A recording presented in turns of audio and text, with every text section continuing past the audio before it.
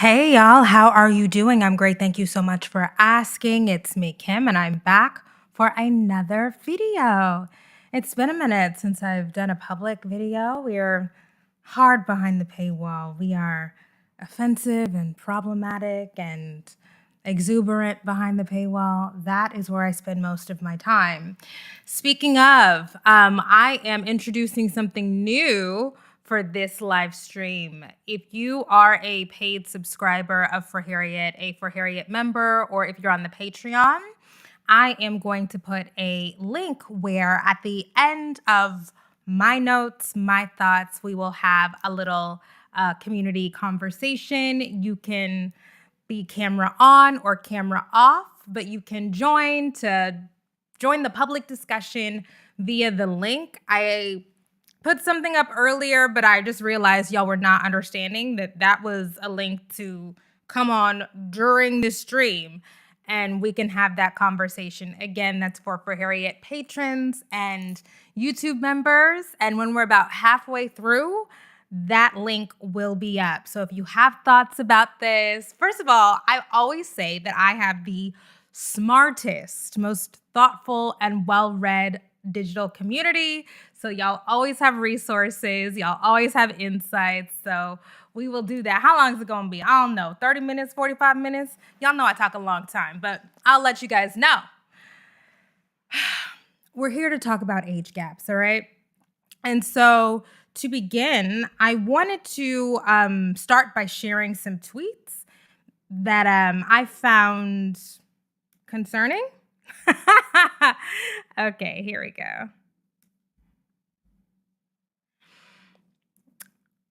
This is this. So somebody tweeted me. Oh, okay. It started with me saying, I appreciate the strategic arrangement Carisha and Puffy have going on. And then somebody said, you literally hate on Nicki Minaj, Ice Spice, and Taylor Swift, but someone as educated as you cannot see and grasp that Diddy is dating someone who's younger than his daughter. That's not true. Where is your moral compass? Weird energy. That's why I can't take you serious. Okay. I responded, Carisha is 29 years old. Not only is she wealthy and world famous, but she's repeatedly expressed her satisfaction with her relationship choices. Are y'all arguing that a 29-year-old woman is incapable of making her own romantic/sexual decisions despite what she tells us? Okay. But then I saw something today that made me think, oh, something is happening here.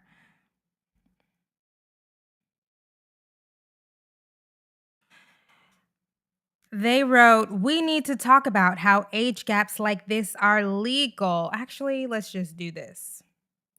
We need to talk about how age gaps like this are legal. The difference in lived experiences and wealth strips away any facade of consent. This is borderline pedophilia. Okay.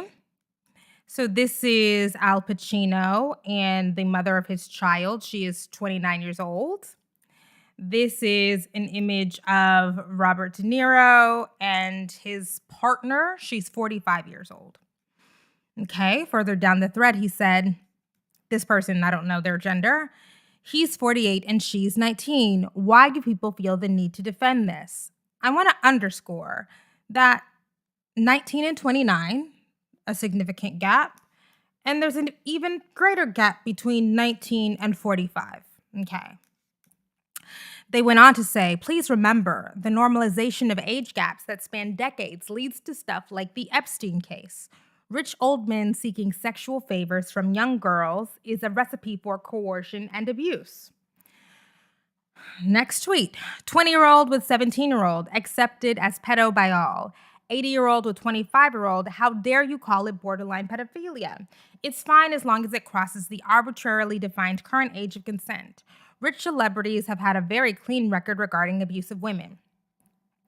It is also immensely embarrassing, we're continuing, for the liberals defending this using a strictly arbitrary understanding of age of consent, and conservatives defending this after crying about Epstein and the Hollywood elite for the past decade. She was 22 years old and trying to break into Hollywood when these rich, powerful men started involving themselves with her. they're talking about the woman who is currently pregnant with Al Pacino's baby.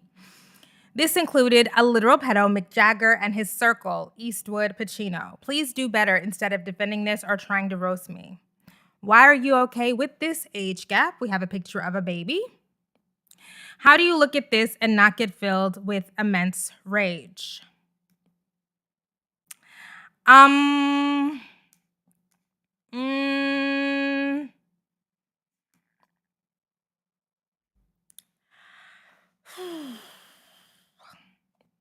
okay. So I have been thinking for a long time about how really well meaning, well intentioned discussions about abuses of power, particularly with something like an age gap or financially, how we're a little bit off the mark with regard to how power actually functions and the nuance of it. And I think that the important part about diving deep into your politics, doing the reading, shout out to the Do the Reading merch. Oh, also, shout out to the new Black feminist literature glass that's now on shopknf.com. It has images of my favorite Black feminist books on it, shopknf.com. But things are not black and white. Yeah. So this is like a great example of how if we don't account for the real world when we are discussing theoretical ideas, then we kind of miss the mark a little bit.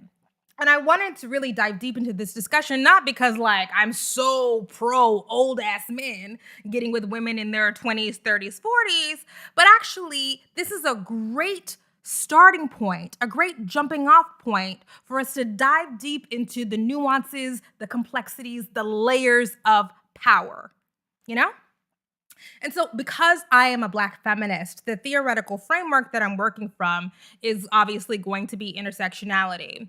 And a big, big misconception about intersectionality is that it's about stacking your oppressions. So, if you are poor, if you're trans, if you are Black, if you're I don't know, intersex or whatever, and you check up all of these boxes and you are the most oppressed person. And so that means that there is no situation, no circumstance in which you are not the most oppressed person, right? It kind of assumes if you think of intersectionality as stackable identities, that people who are in a marginalized community, that they can never be wrong. That is not true. Kimberly Crenshaw, the person who wrote the paper on intersectionality in 1989, has repeatedly said, no, it is not about that. It is about positional power. It is about how the power that we wield, the vulnerability that we face is incredibly contextual. Okay, so there are some situations where me, Kimberly, cisgender, heterosexual, classed Black woman, there are situations where I can be the oppressor, right? Where I can do the harm, okay? Where I can do the marginalizations. And there are other situations where same person, same identities, I am the oppressed. I am put upon. Because power is incredibly contextual, okay? It changes from time to time, place to place. You know, it changes based on who you're standing next to. And that's a lot of nuance, right? So let's get into it. Oh, before I really dive deep, let's look at the comments. Oh, and by the way, we are on subscribers only commenting because I'm tired of the shenanigans.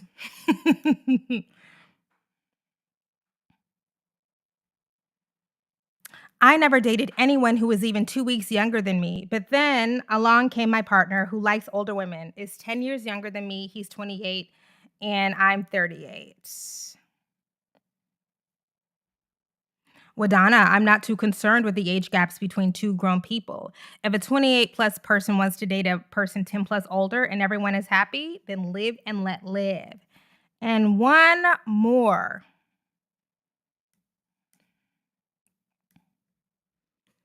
This creates such a dysfunctional society where older men are lusting over younger women instead of appreciating women of their own age group. So I'd say, I mean, if you believe society has always been dysfunctional, then yeah. But there's some stuff happening here. All right, let's keep going. Oh, so the couples we're gonna talk about, there's been 3 couples in the news right now. Okay.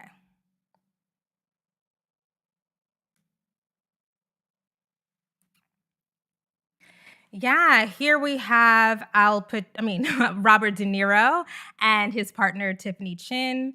We have in the middle Carisha and Diddy, and on the end here we have Al Pacino with his partner Noor Al Fala. I'm sure that I'm mispronouncing that. All right, so let's start with Al Pacino and Noor, okay? So, according to TMZ, they have been dating 1 year. He is 83, she is 29, and she was currently 8 months pregnant with his baby. It's been brought to our attention that Noor previously dated both Clint Eastwood and Mick Jagger. Okay. So I'm of the belief that if Noor, as she was trying to build a career in Hollywood, said, I'm hot, let's see what I can get for being hot. I have access to these men want me. They're not her boss. They're not occupying any like direct position of power. I would not classify that as predation. I just wouldn't. Okay.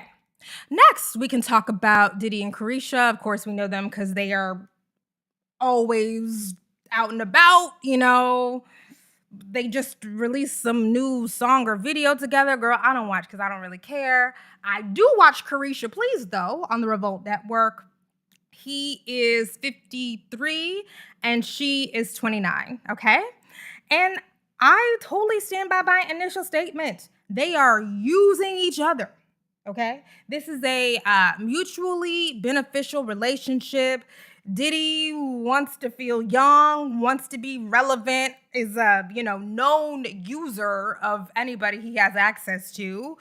And Carisha is hot, powerful. I mean, despite the fact that City Girls haven't really had a hit in a while, they still occupy such a place in the forefront of our culture. We talk about them, we reference them. I just saw Uzi singing Misery Business with Paramore, right? And so like they have found like some kind of symbiosis. Like I do think that there is genuine love, care, affection there. I mean, it ain't never gonna be monogamy, okay? But do I think that there's genuine love? Yeah, because Carisha has told us. I really care about him. I do think her feelings, got a little hurt when she found out about the baby at the last minute. But she has continued to opt back in because she sees something here that is working for her. Okay. And also, I did on the other channel that thing, the Met Gala pyramid, and I put Carisha at the top of the pyramid. And a couple of days after that, they released a video of Diddy and Carisha for Vogue and him explaining, I wanted to invite her. This is her, first time here. I wanted her to be my date, right? And that instantly exposed Carisha, despite her being world famous. It instantly exposes her to a new audience. It gives her a different kind of legitimacy, right? She is absolutely getting something here. Additionally, we do have to talk about what Carisha's potential dating pool is, right? She's 29, she has 2 kids, she's rich as hell, she's famous. And it's not like there's a whole bunch of options for Carisha's. If she says, I'm rich, I want my partner to be more powerful than me, I want him to have more money than me, how many options are there? Not a lot, right? Dating pool is looking real pondish, okay? Real puddleish, okay? And finally, there's Robert De Niro and Tiffany Chin. Tiffany just had a baby in May. She's 45, he is 79. Okay. Look, I absolutely would not describe any of these setups as unethical or immoral. I would say they're right. Uh, but I do think we have to learn how to separate icky, yuck from this is wrong. And the second person said this should be illegal. Okay. Okay. So the question when we are thinking about age gaps in power is not whether or not they both have the same amount of power. They obviously don't. The real question is it possible to navigate a relationship where there is clearly a power difference? Is it possible to have that kind of power difference and still have a relationship that is a semblance of healthy, right? Like a semblance of non exploitative. Okay. So let's talk about why we care so much about age gap conversations now. I actually think, despite the, I don't know, we might be a little too, aggressive in the policing.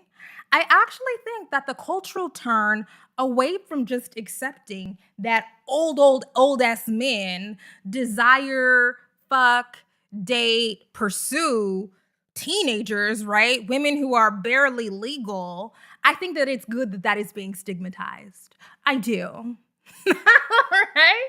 Right? We care about gender gaps because we recognize that young people of either gender are particularly vulnerable as you're trying to figure it out. You haven't had the opportunity to work through all your childhood traumas, right? You want love, you want stability, and it's easy for somebody who is older, more powerful, knows exactly what they want out of life. It's so easy for them to swoop in and just like sell you bullshit, to be honest. And people's entire lives get ruined over that kind of stuff, right? Like I do think it is important for us to underscore the inherent vulnerability of childhood and those post adolescence years, right? We were all really, really fucking up, okay? But after the age of 25, 26, the age that neuroscientists have decided is when your frontal lobe, the part of your brain that helps you make good decisions, after that's done developing, I don't I, I don't see a problem, right? And I think that all of this outrage and concern about women who are very, very grown, it comes from a place that is, again, well intentioned, but inadvertently kind of misogynistic. We cannot default to assuming that even women who are fully grown, 28, 29, 30s, 40s, are always only acted upon. As I say over and over again, agency and coercion always coexist in a white supremacist capitalist patriarchy, but that doesn't completely strip anybody of their ability to be an actor, even as they are acted upon. And unless these women are giving us really clear signs, indications that they are being abused, that they are being exploited, that they are in a situation that they did not consent to or not getting anything out of, I I would be careful. I would tread really, really lightly, right? Because it's teetering on paternalism. Now, mm, I don't want to get off from that. I was going to say some Nick Cannon stuff, but we'll save that for another day. I have some Nick Cannon thoughts for real. Okay. I'm looking at the comments as well. There is an independence that comes with a certain age. Sometimes the overcorrection does come off as moral grandstanding. Yes. Uh Prefrontal cortex for the win.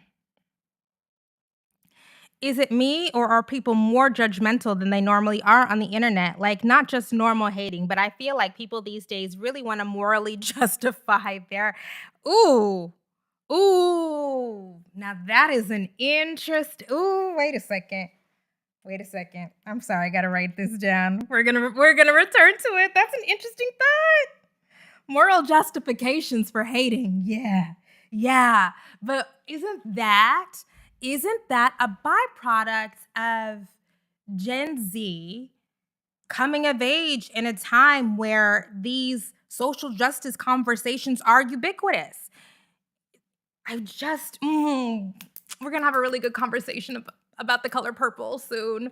But I've just been reading all of this stuff about how the structure of the internet has changed how we have dialogues, how it's changed how we're connected to each other. And there was something specific about how a generation of people where the terms intersectionality were everywhere, right? They didn't have to one day learn it because it's the default lingo of the spaces where they spend most of their time. It's on TikTok, it's on, are y'all on Tumblr? It's on Twitter, right? It's Instagram, it's everywhere. But if there is not, look, political education takes time. The kind of political education necessary to be able to grapple with all of the layers of how power works, you're probably not gonna get it just by haphazardly or superficially memorizing some terms. And that's not Gen Z's fault, right? I'm not blaming them. I'm just pointing out what seems to be happening here. Okay, that was a really good jumping off point for me here. All right. Let's talk about women's relationship to power. Okay. So when I've been, doing my good reading about power, what I have come across over and over again is that most relationships have a power imbalance, especially in a what? Imperialist, white supremacist, capitalist patriarchy. But that power imbalance does not automatically mean that the relationship is doomed or unethical, immoral, or borderline illegal, right? So after, it's so interesting that first, we can go back here, where they said, oh, how are you justifying this based on the arbitrary age of consent? And it actually makes me think that a lot of the ways that we determine whether or not a power difference, a power differential in a relationship is ethical or not are also arbitrary. There is a specific emphasis on an age gap here, but we don't say similar things about huge gaps in wealth, right? We know that financial abuse is very, very common, but there's not that automatic he married a woman who, I don't know, makes $30,000 a year. Like he must be trying to exploit her. In fact, what happens is when we see somebody that has lots of power, status, celebrity get with somebody who is relatively normal, we say, wow, okay, good for her. Okay, come up.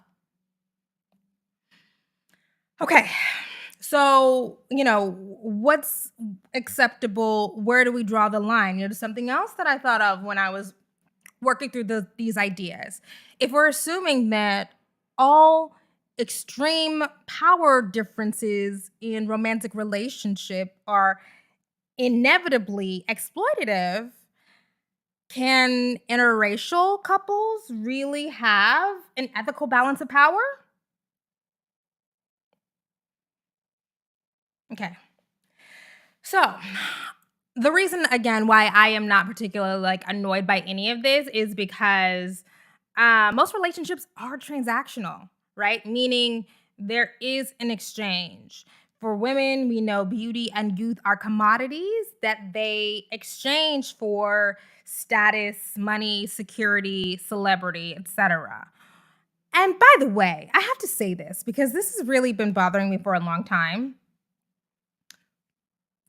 That is the entire premise of the beauty is a bad investment video. The entire premise is when you are deemed the most beautiful, when you are deemed the most desirable, you are imbued, people bestow upon you a certain degree of social power. But it's a fake power, it is a fleeting power, an ephemeral power.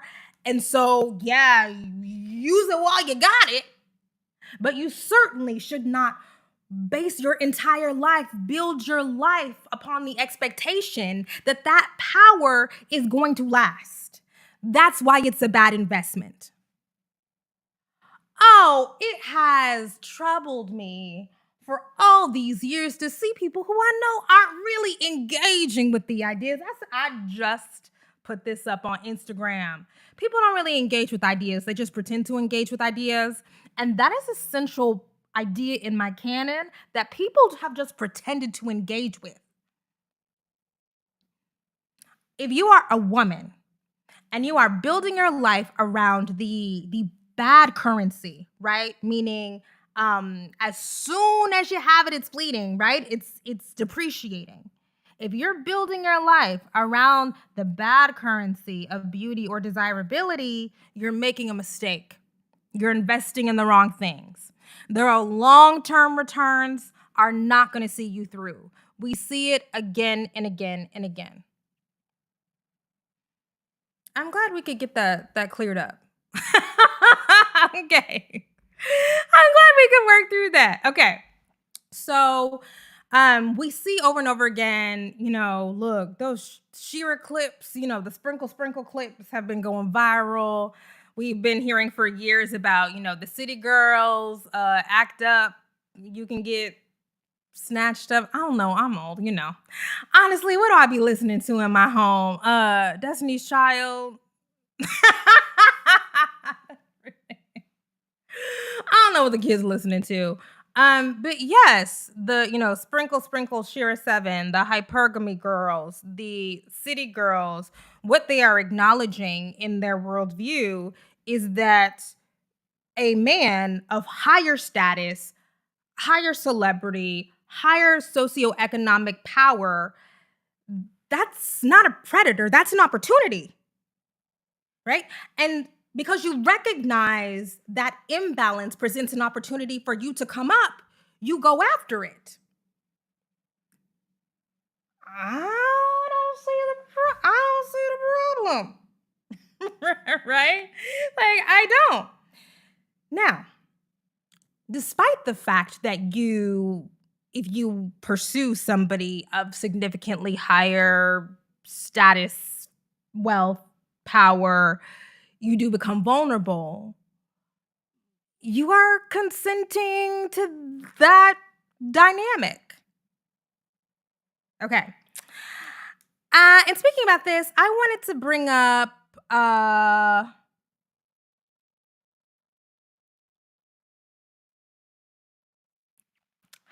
thought it'd be useful here to bring up some of our favorite reality TV mess.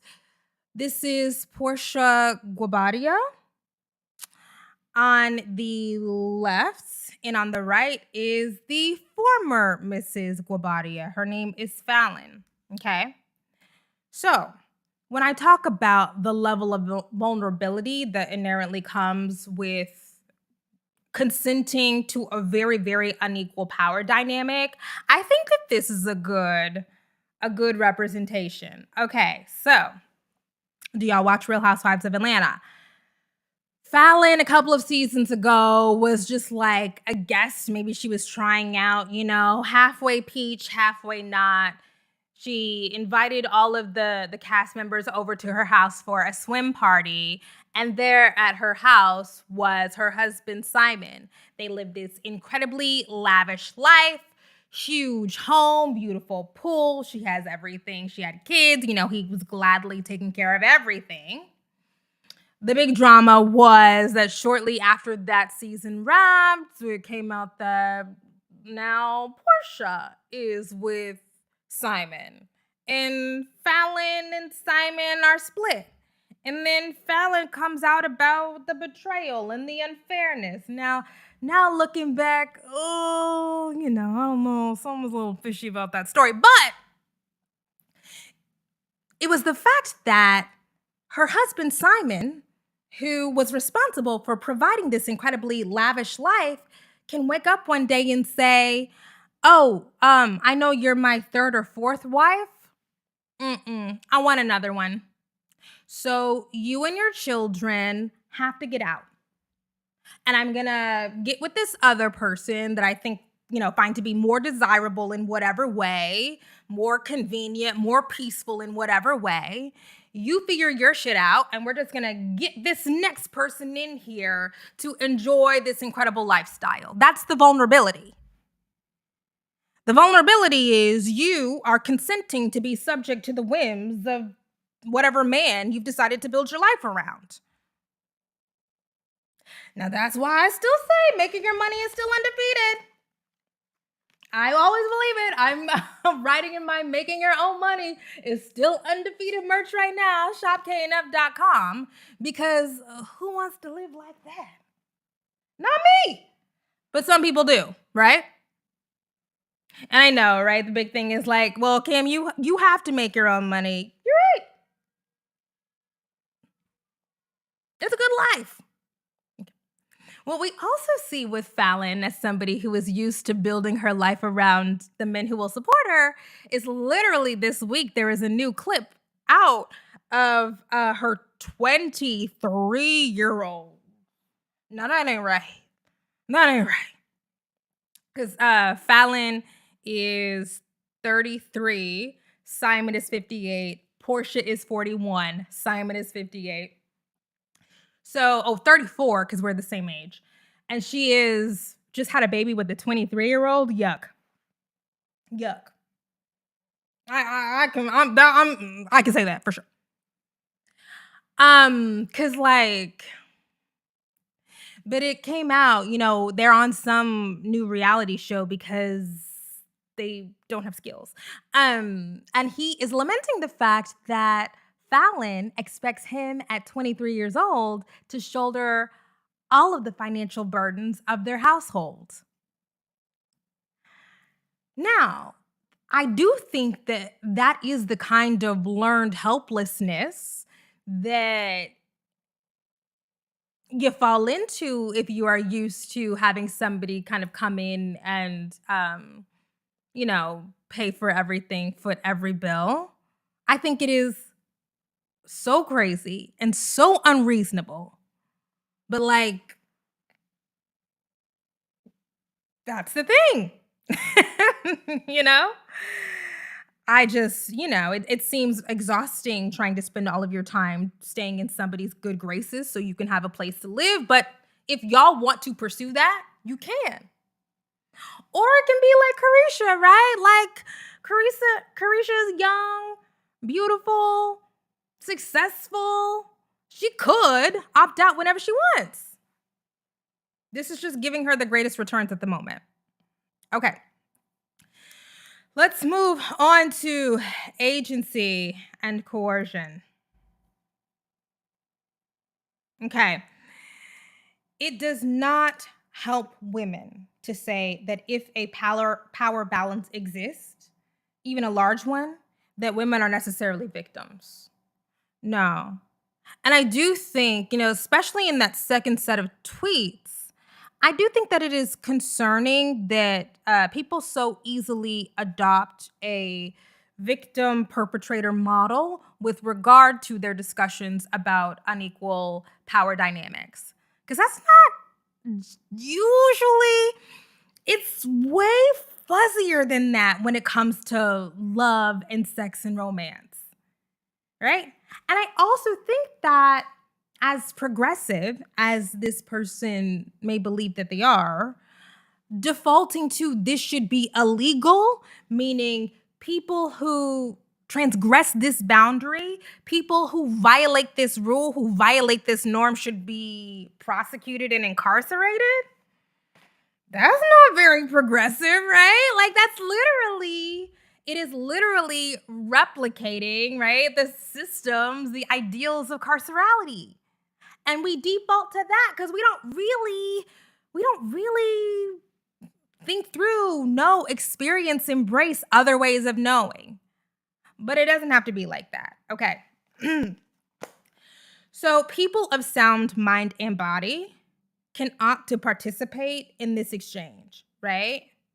Telling women if you do this, you're being preyed upon. Not it. Okay. But not too long ago, I reread Intercourse by Andrea Dworkin. And, Andrea Dworkin is one of those feminist theorists who often gets marginalized because she was very radical. And one of the the central idea, the most jaw dropping and for me compelling idea that she presents in the book is that in a patriarchy, all sex is the R word. Okay. That because women are constantly carrying the weight of navigating all of these pressures, all of these structures, that it is not possible for us to consent within a patriarchy. Now, do I believe that? No. Okay.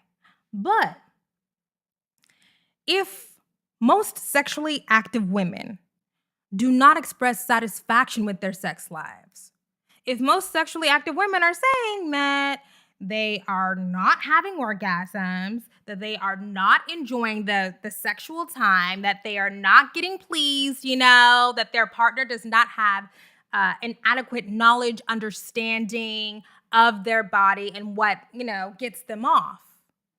What would motivate women to continue to participate in activities that they derive no pleasure from? Now, it's not all sex is the R word, but it certainly leans into giving us a better view, right? Like more to chew on with regard to. That's a paywall conversation. It might get too spicy in public, but certainly, yeah. Okay.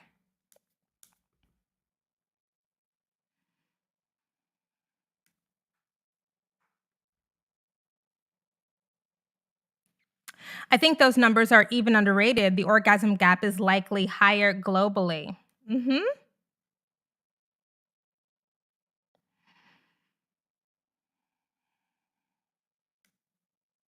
Her and Valerie Solanas were on that level of full, yeah, yeah. So, look, I appreciate Dworkin because I appreciate people who say things that they know people are not gonna fuck with, they know are gonna marginalize them with their ideas, but they stand on it. I appreciate the fuck out of that.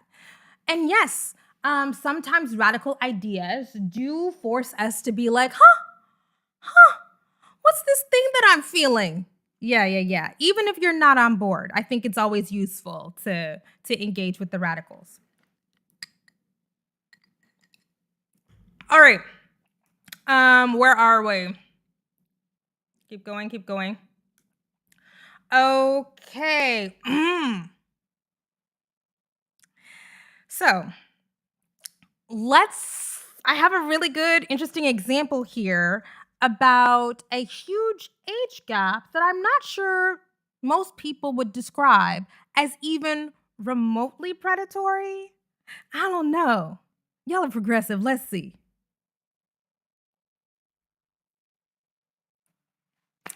Okay, this would be Anna Nicole Smith at her wedding to Mr. Marshall here. He was a multi-billionaire. Have y'all watched the Anna Nicole Smith documentary? When I talk about the politics of romantic and sexual relationships being inherently slippery and mutable, I think that Anna Nicole, oh, I'm sorry. I'm not even. I think that here's good, right? So when we see, young nubile Anna Nicole Smith, 28 years old, marrying 89-year-old J. Howard Marshall. Do we feel like someone is being taken advantage of here? And if we do feel like someone is being taken advantage of, who would it be? I'm going to be honest with you guys. I don't think that anybody was taken advantage of here. I think that Anna Nicole Smith had her eye on the prize, saw a man who valued what she had to offer, which is she had a great personality, big titties. That's that 90s beauty ideal, right? Blonde, light eyes, big boobies. And she exchanged access to all of that capital for a few months with this man in order to access a different kind of capital. Is that predation? Nah, right? Equal exchange ain't no robbery.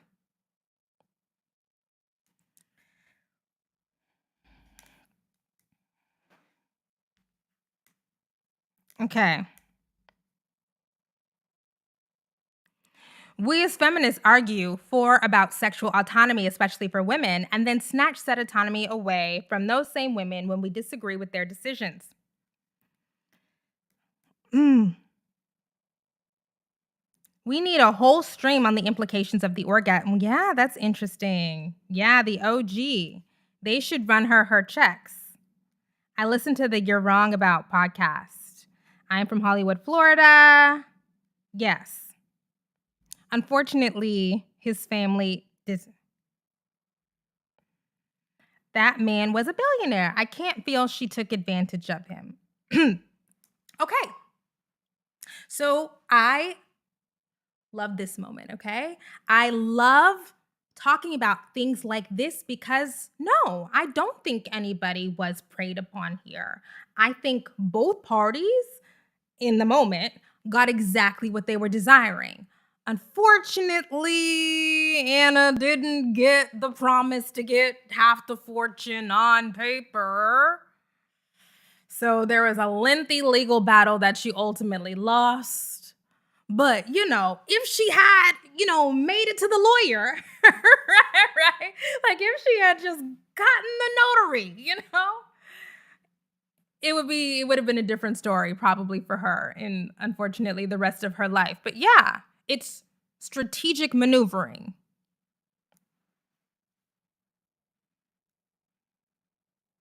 Okay. All right. So I am gonna go ahead now and no, I'm gonna wait more. I was gonna say, do I want to post it now? Okay. So in the age gap conversations, there is often an assumption that the person who is older automatically has the ability to exercise so much more power and so much more control. That is not true, particularly when we're talking about elderly people. It's really interesting to me that when we're talking about women in their 20s, 30s, 40s getting with men in their 70s and 80s, that the emphasis is on how much more susceptible and vulnerable the younger women are, when in reality, as you get older, look, according to the British Medical Journal, 1 in 4 people over 80 has dementia. It gets up to 1 in 3 after 90. Your serious cognitive decline starts around 65. So when we're talking about power and the ability to exercise your will, we do have to take that into consideration. Now, I'm not going to be caping for the billionaire. Look, it is what it is. It happened. But there's something to be said for how vulnerable age and physical and mental decline make you.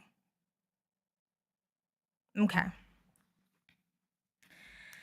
Next, we have to challenge the assumption that an older woman would automatically be able to assert more influence, have more power than a younger woman, a woman younger than 29, right? Right? Younger than 30, right? Why? Because of patriarchy, because of misogyny. Like I mentioned earlier with regard to the thesis about beauty is a bad investment, so many women, if you are in that really, really unequal power dynamic, you are subject, you are susceptible to your partner waking up one day and saying, I want somebody younger, prettier, more uh, amorous, you know what I mean? Who's higher up on the ladder of desirability. And this is not in my notes, but I just be thinking of stuff. This makes me think of the Real Housewives of Miami. Now, of course, we are using a lot of, famous references. And, we use famous people not because our lives mimic the lives of famous people, but just because they give us the opportunity to see these dynamics play out in the most spectacular ways, right?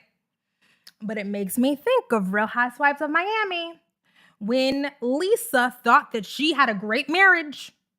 She thought she and her husband were doing great, okay? Living in a big plastic surgery mansion. But secretly, her husband got caught on camera plotting his escape from the marriage.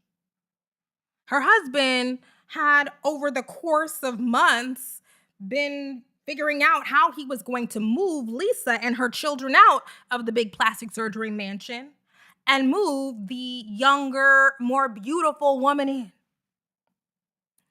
And if you watch the show while all of this is unfolding, there are times when Lisa's like, I can't get into my home where my kids live. Like, that's a vulnerability. Now, Lisa, I mean, she gonna be fine. She got the kid, right? Like, at very least, you're getting a good chunk of child support. But yes, your entire life can be snatched out from under you in a minute. But it's like Vegas, right? People roll the dice. Okay. And next, what are our options here? Ooh, this is when I'm gonna go ahead. So here's what's gonna happen. If you are a paid for Harriet subscriber, I am going to post the link on the community tab on YouTube and on the Patreon. If you wanna come on camera and talk about any of this, click on the link and you will be able to join the discussion. I am literally posting it right now.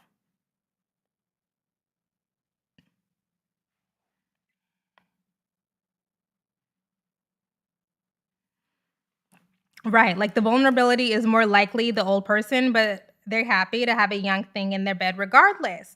And there is something to be said about these old ass men consensually having children with young women.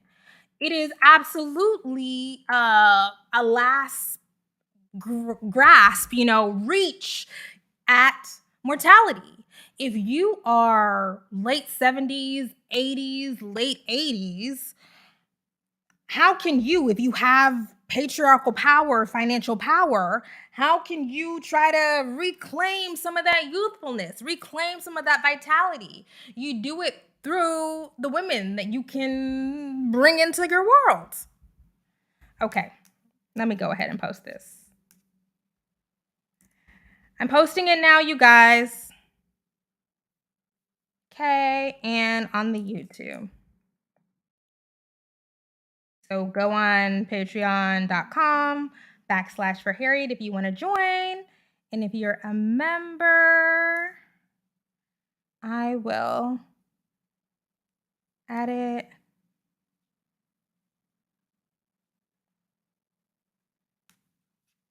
here. Okay, for all channel members. Okay. So y'all are free to click the link, join. We can have a conversation. If nobody wants to join, we will wrap it up. Okay, what are my final thoughts here?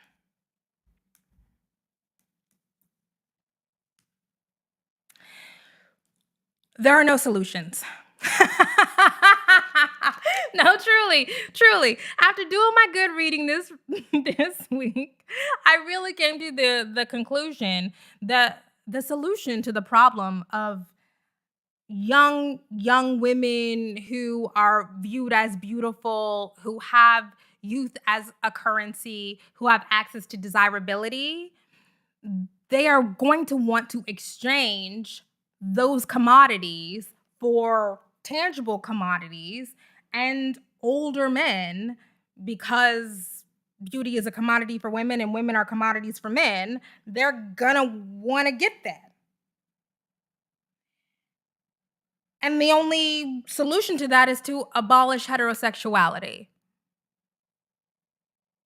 Heterosexuality is not simply about romantic or sexual attraction. It is the systems built up around our romantic and sexual partnership and desire in the games and all of that. Do I believe that heterosexuality is going to be abolished anytime soon? No, no.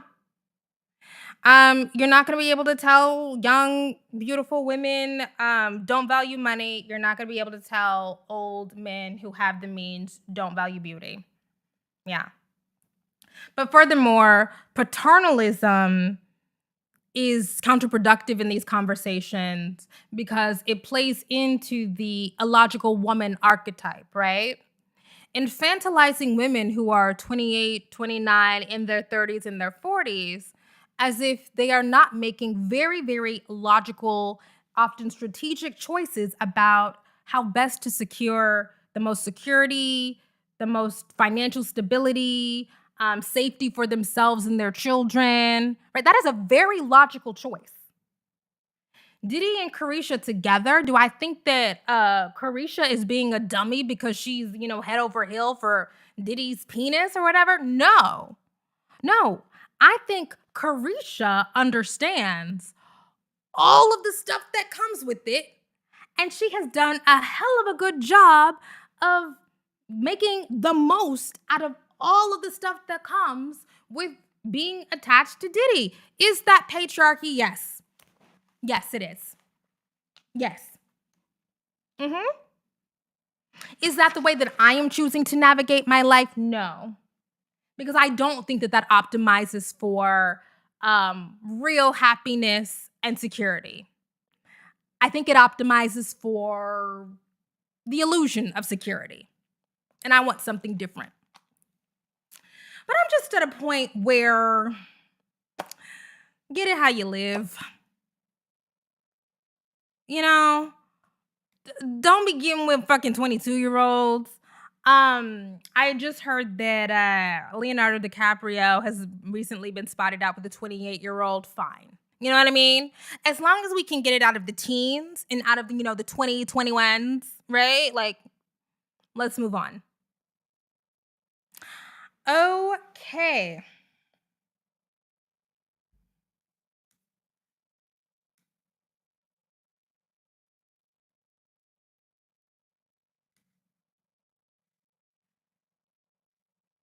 It says the room is wrong. Okay, guys, I just added, okay, on Patreon, I added the link as a comment. Let me go back and add it.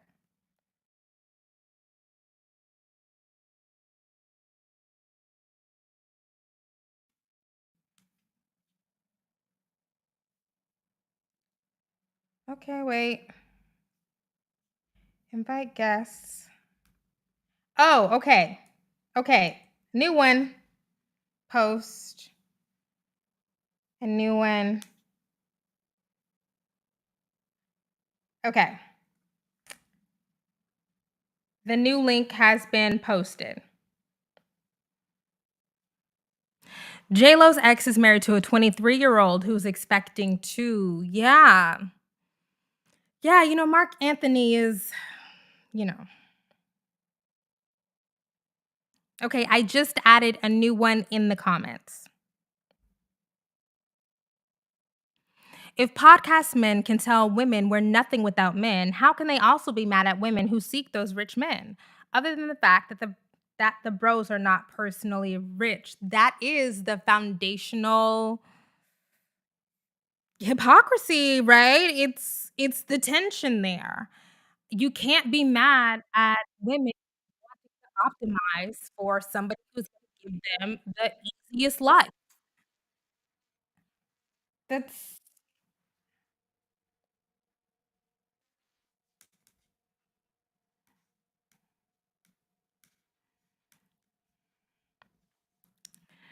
Is anybody really happy though? I mean, I'm really happy, but I'm really happy.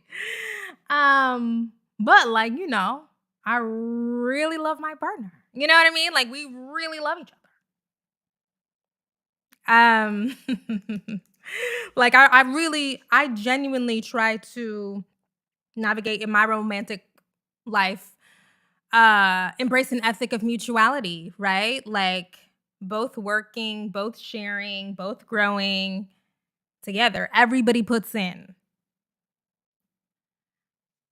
But, I also like to work. That's the other thing, right? I get working sucks for most people. Okay. Oh, there's somebody here. Wait, let me add this.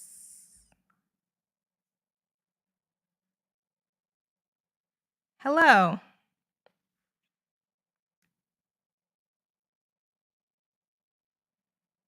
Oh, hello. Why does it say no connection? Hmm. Something weird is happening here. Is something going on with your internet? Okay.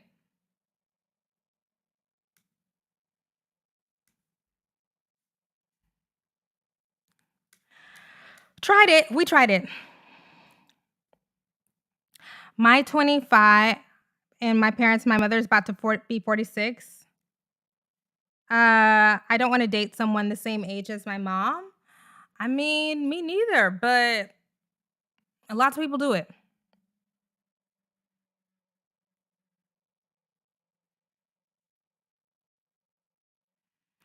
Wasn't J-Lo also with an early 20s man when she was over twice his age? I don't know, was she?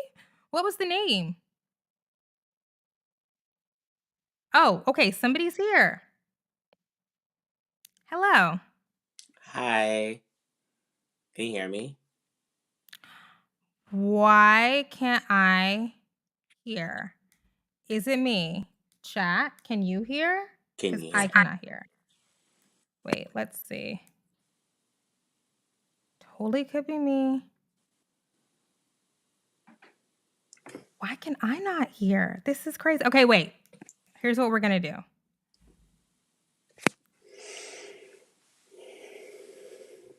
Okay.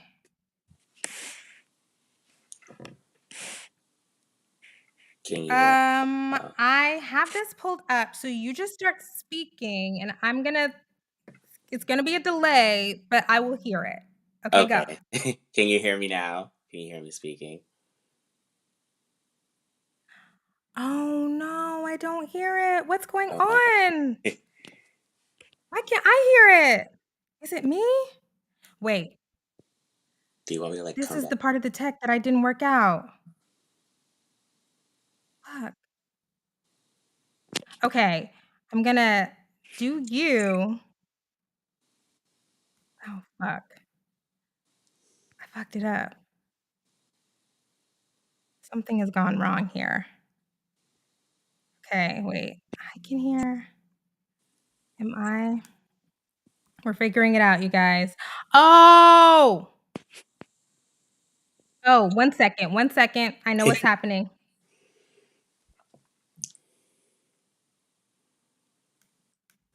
I'm back. We're back. Can you We're hear me back. now? I can. Oh, hi.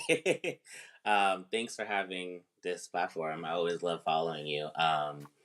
You it's interesting with like having this conversation about age gaps. I'm a gay man, but of course, we live in a heterosexual world, so we see the one of the things I wanted to talk about how you talked about how we kind of infantilize women who are not teenagers. They're grown women by law and by social standards, but we infantilize their decisions to partner men who are maybe double or triple their age. And I think it's one of the things why, like when you talked about like Anna Nicole and the man that she married, we don't really have like much of an issue because we don't see age affects men differently than women, and it always has. And as far as I'm alive, it always will. We don't put when women get older, they unfortunately society sees them as used goods. They're not deemed as valuable. Youth is what women's biggest capital is, unfortunately. So when a younger woman gets with an older man, no one blinks. We are like, oh, like no one blinks in terms of like they don't see him as the person who's vulnerable because it's based on gender, and he's a man. So it's like, well, no matter what, it's never going to be considered like a power imbalance because it's almost like gender trumps age always. But when it's when it's the other way around, I understand that when it's because of history and because of the way that men have used older men has used their age, because with age does come wisdom, does come with more access to money, power, capital. It is different. So I don't think it's necessarily equal when a man does it than when a woman does it generally. But I also feel like we also have to allow one of the things that like men don't like is women having choices. They don't like when women have autonomy and having the right to say, I want this, I don't want this. I want this man, I don't want this. I want to have sex with you, I don't want to have sex with you. Men don't like that. And I've noticed that they don't like when women have the same sexual autonomy as they do. They don't want that. And I watched a Grapevine interview years ago, and one of the ladies said like, money is to men, where beauty is to women. We always know that. Men don't like. We don't call men beauty diggers. We don't call that men. There's not like a male equivalent to beauty diggers that gold diggers is. And it's just so interesting. Like what men can say. The only thing we call men is shallow. Oh, you're shallow. But when women want money, it's you're a gold digger. Oh, it should be about love. I think that's just because of the way that we gender things. Like we tell women to fall in love, we tell men to rise in it. It's just so different. But when women say, "Well, if you want this beauty, I want your money," men don't like that. Even though that's like how masculinity is constructed in the West. Like men, especially in black, so black men they like that. I have money. I'm rich. Da da da da. But they don't want that to be used as like a transaction because most men aren't rich, especially black Mm-hmm. men, and that's no shade. But most men are not rich, and yeah, that's just all I wanted to say in terms of like that. Like it definitely is not the same, but I do feel like as anybody can be exploited regardless of gender.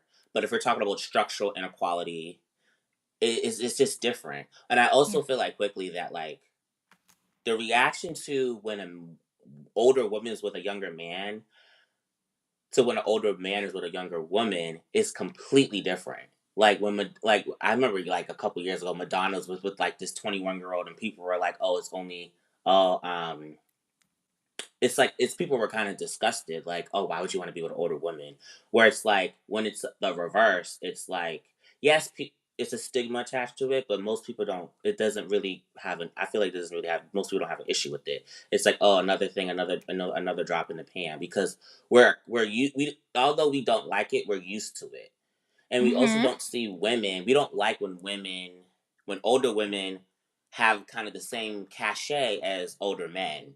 When women get older, you're not supposed to be sexual. 40 is like kryptonite to women. You're not supposed to, once you hit 40, you're no longer sexual, you're no longer valuable, you can't have children, but men are allowed to have children in their 80s. Yeah. So it's just all these like different um, double standards and stereotypes that we also have to divorce from gender. And like sometimes it can be hard because we see how the world is like all the time and how men perpetuate, but also as gay men, as women, straight women, gay women, we also have to um, divorce our assumptions about gender, because individually we all can be exploited, we all can perpetuate violence, but of course there are systems that like make it easier, of course, for others to do it compared to minorities. So, but Mhm. thank you for having me. I don't know if you want me Yeah, to. thank you. You were the guinea pig. I appreciate it. Thank you. Okay, yes. So many good ideas there, and there's a couple more people in line. I love that for us. But yeah, okay. So I do have my visceral reaction to the idea that age automatically trumps gender. It's hard for me in the frameworks that I navigate to ever just definitively put one over the other, because I do think of power as like, you know, how Patricia Hill Collins theorized, like the matrix of domination. So it's like there's different axes. Um, Structurally, does age? I don't know. Well, yeah, what do y'all think? I'm gonna have to think about it more. But yes, structurally, I'm not sure. And certainly interpersonally, let me think about it. I'm gonna have to come back because for some reason I'm like resisting that idea. Okay, but also a really great idea um, that they just articulated about how men have no problem flaunting their wealth, talking about how successful they are, buying the super flashy Lamborghini or whatever, but they seem to be very offended and angry about women coming to them with their hand out, right? So, despite the fact that they are trying to construct their masculinity via their accumulation of wealth and material items, the idea that a woman would seek them out specifically for the things that they've advertised is like, they'll apoplectic, they'll go crazy over that. It just does not make sense. Other ideas while I'm thinking about the age and gender thing, other ideas. Okay, we'll add the next person. Freddie, you are on deck. Yes. Hey, Hi. so how's it going? Big fan, been a patron for a while. I just wanted to offer another perspective to the conversation. As someone with a primarily queer experience, this is something that's talked about in gay male spaces a lot, the age gap thing.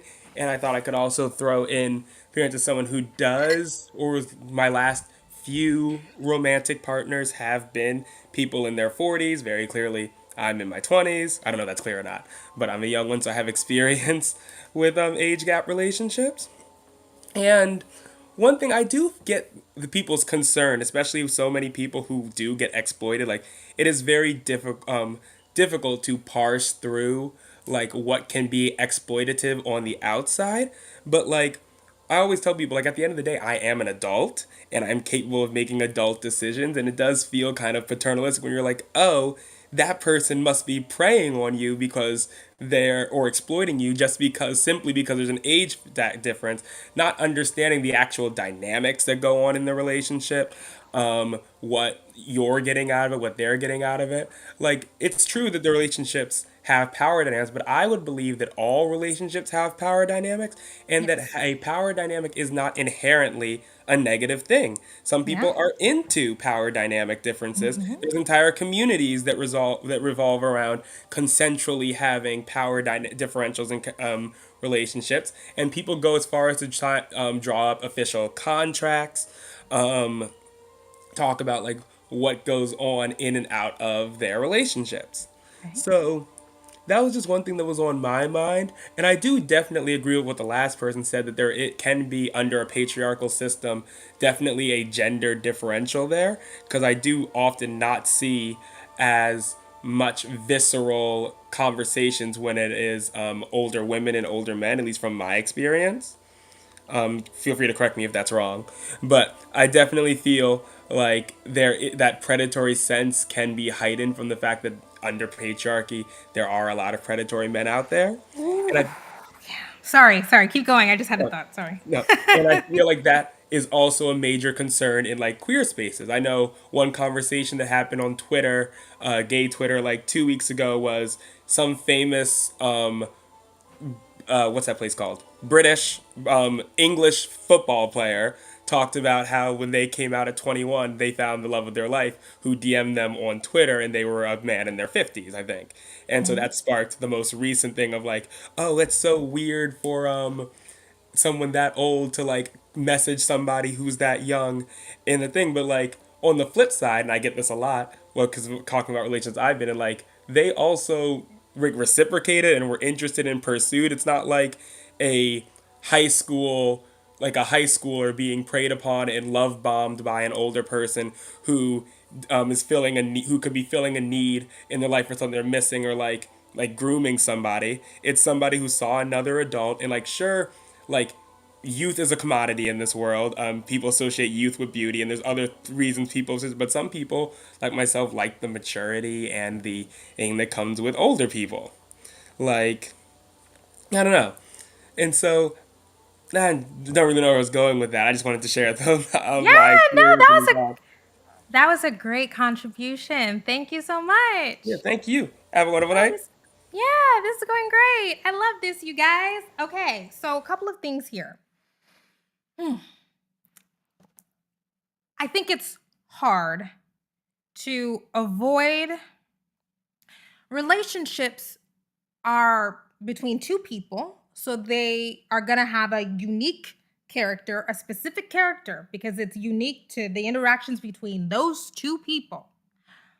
However, despite that, there are going to be structural forces, right, that are pushing on the relationship that um guide how you make decisions, your ability to make decisions. Sorry, I'm going to have to mute everybody back here.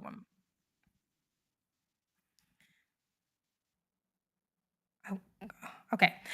Okay. Um, so how do we hold two things that are true? That no matter who you are, where you are socially located, structural forces are pressing on you and impacting your relationship dynamics, but also the specific terms of agreement, the specific dynamic that you have entered in is unique. It's one, I mean, it's hard. And so I actually really understand what Freddie is saying about being careful about stripping the agency of even young people.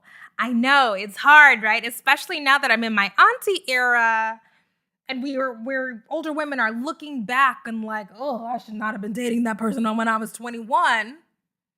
How can we hold space for those people to know what's best for them? It's hard. It is. It's hard because nothing happens in a vacuum. And this does remind me of the conversation that we are always having around Clark, the girl from TikTok who has, an incredible dating life and dates all of these, rich men and whatever. When people are like, oh, don't do that, and whoa, girl, whatever. And then Clark will, once a quarter come out and say, look, I'm smart, I'm young, I'm beautiful, I understand exactly what kind of capital I have access to. Nobody's getting taken advantage of here.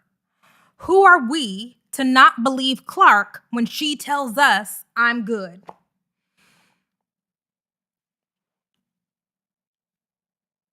Okay, next caller.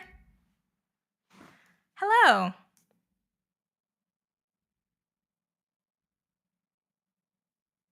Oh, Daniil?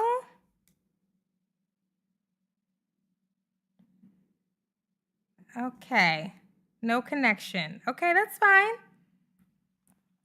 Okay, let's go to some comments. Oh, this reminds me. Sorry, other things that I wrote down. You know what we did not talk about with regard to women in age gaps? Jada Pinkett Smith. Oh, yeah. Yeah. Let's just go ahead and look that up right now.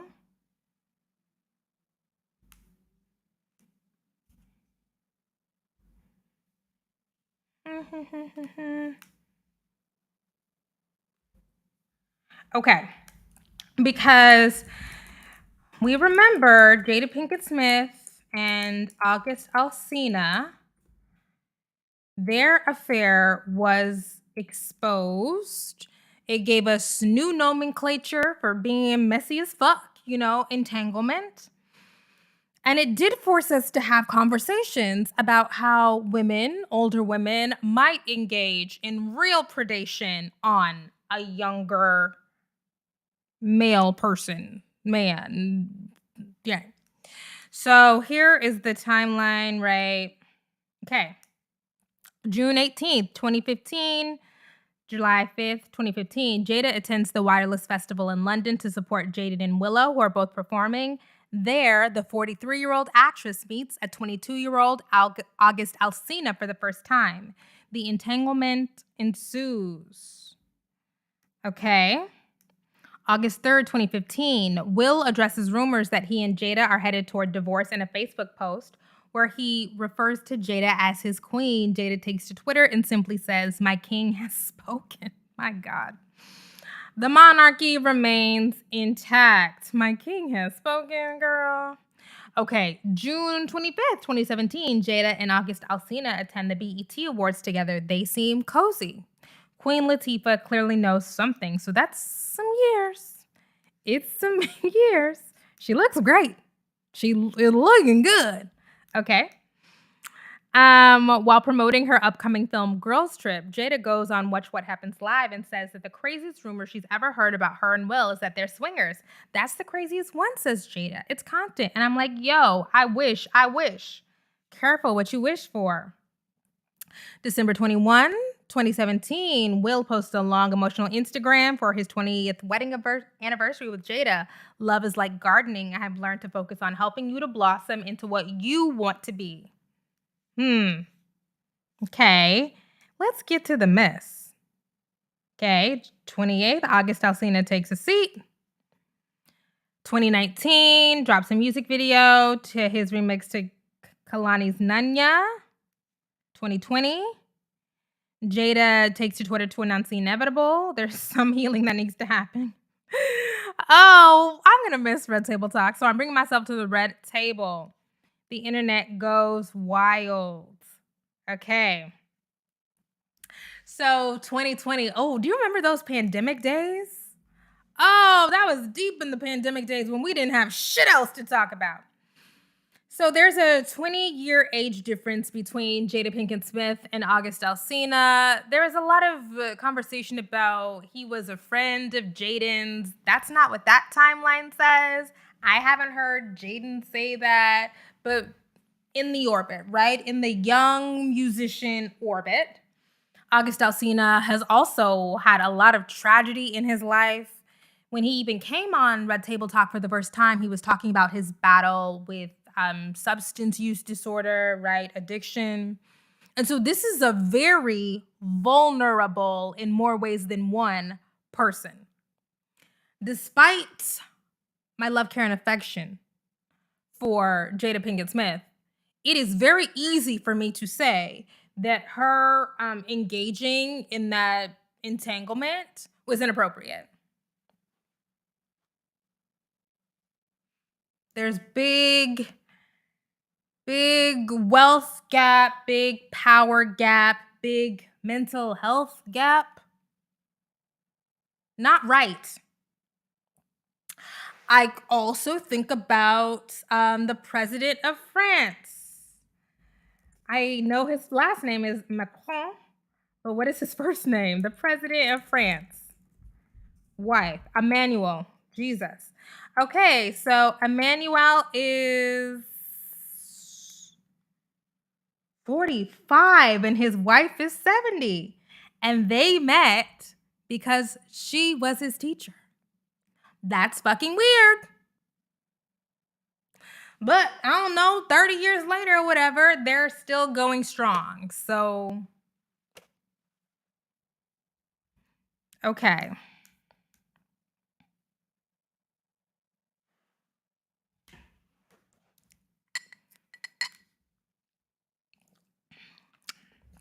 That and Aaron Taylor, something actor who is married to that old lady. I think they just got divorced, but yeah.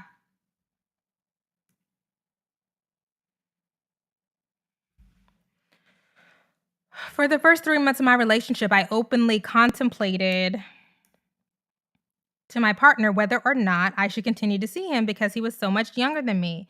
Then he said, "Look, I'm a college educated grown ass man. I want you, trust me, to know what I want." Yeah, for sure. I think 28 is fine. It's fine. Oh, they're still together. Okay, well, let me pull it up. Add the scene. Oh, why is it not working? Add the scene. Okay. Aaron Taylor Johnson. He's 32. Okay, he has been married to Sam Taylor Johnson since 2012, meaning since he was 22. Sam Taylor Johnson is 56. Okay. No. No. Okay, they met when he was 18. Oh, y'all didn't see me? Oh, my bad. I wasn't sharing the right thing. Okay. Anyways, they met when he was 18 and they started dating. Yeah, that's a predator. Yeah, no, these are things where it's like, dude, Jerry Seinfeld. Do you remember when Jerry Seinfeld was dating? We don't remember because y'all weren't born and I was barely alive. But Jerry Seinfeld was dating a literal teenager. Thank you, Google, for filling it in for me. Jerry Seinfeld in the 90s was dating 17-year-old Shoshana Lonstein, literally picking her up from high school after he was famous. That's what we need to be worried about. No, this is the weirdo shit we need to be calling out. Shame, shame, shame. Not grown people. Shame, shame, shame.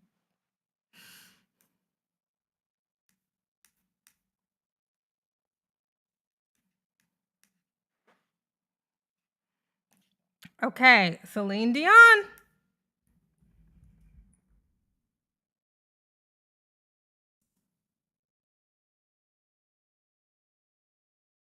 Hey, Dion and Angelil began working together professionally when she was just 12 years old. Their relationship turned romantic when she was 19, but they kept their love out of the spotlight for years. Yes, I mean, classic. It's age. He literally had power over her. He was managing her career. Dude. I want to go behind the paywall and talk about Jay-Z and Beyonce because that's also another one. That's oh, dude. Now we're just getting into messy hours, but let me just talk about this. When 34-year-old Kimberly, think about the fact that Beyonce at 42, 43, what is it, 20, 42, almost, has been with one person since she was 19 or 20. Yuck! Yuck! Gross! Gross! But, they made a life, so we can't question it.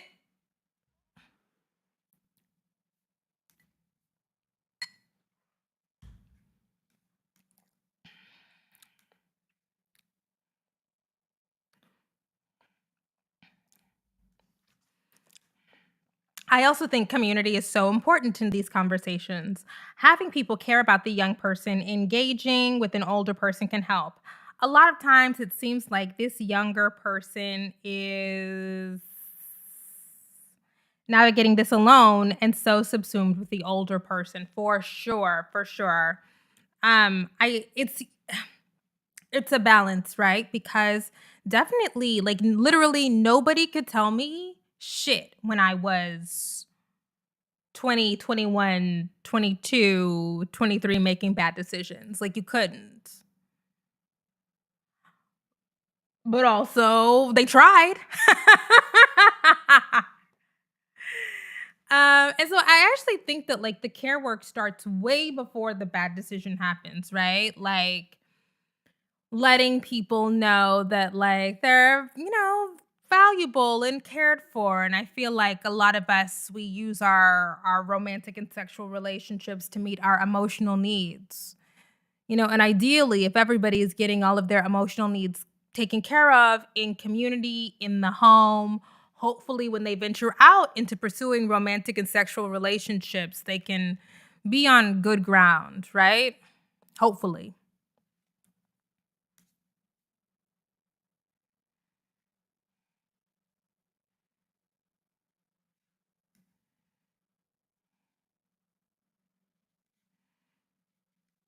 Uh, okay. Hate that for her. Okay.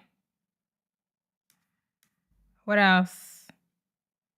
Did you see the Brooke Shields documentary? Yeah, and she had her mom there. And then there's the other thing about, Drew Barrymore, exploited. Mom was there. It's like the quality of the care that you're receiving. Anyways, you guys, there's nobody else in the queue. Shout out to everybody who participated today in my experiment. I am going to be doing this more because I want to have more conversations with y'all and get y'all's thoughts and your reading recommendations because y'all always have the best ones. Again, before we close out, shopknf.com, their new merch there, including the Black Feminist Literature glass, and also what I use every day, which is my Making Your Own Money is Still Undefeated coaster and bullet journal, and I think that there's a mug on there. Thank you guys so much. I will see you next time. Happy June.